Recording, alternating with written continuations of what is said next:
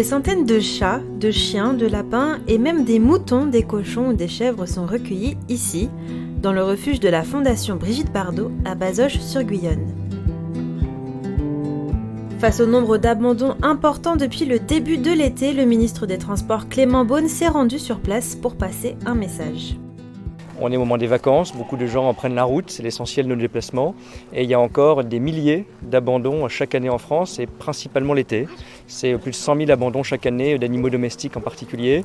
C'est plus de 60 000 de ces abandons l'été. Ça veut dire qu'il y a beaucoup de gens encore qui partent en vacances, et ça n'est malheureusement pas une légende, qui laissent un animal sur le bord de la route ou sur une aire d'autoroute, et qui sont parfois récupérés par beaucoup d'associations qui arrivent ici, où évidemment ils sont pris en charge de manière extrêmement engagée, et je veux vraiment rendre hommage à toutes celles et ceux qui font ce travail, mais on a surtout besoin que cela n'arrive pas. Saturé, ce refuge a pour mission d'accueillir les animaux, de les soigner et de les accompagner jusqu'à la fin de leur vie, si ces derniers n'ont pas réussi à être adoptés. Et la problématique demeure avec l'inflation, le nombre d'adoptions est en berne. Pour lutter contre les abandons, le gouvernement a relancé une campagne avec le ministère de l'Agriculture, Stop Abandon.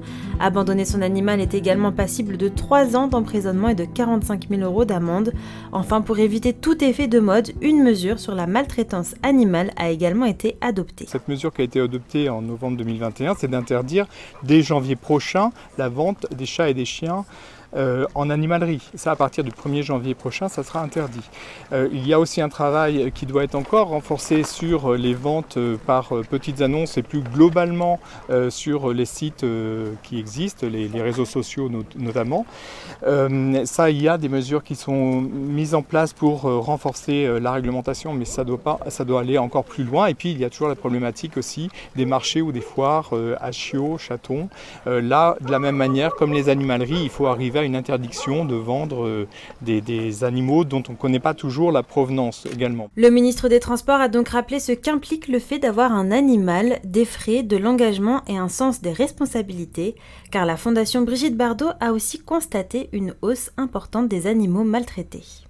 On a eu énormément de maltraitance. On sent qu'il y a un système, un niveau social qui est vraiment grave et qu'il faut prendre en compte parce qu'on n'a jamais récupéré autant de chiens maltraités.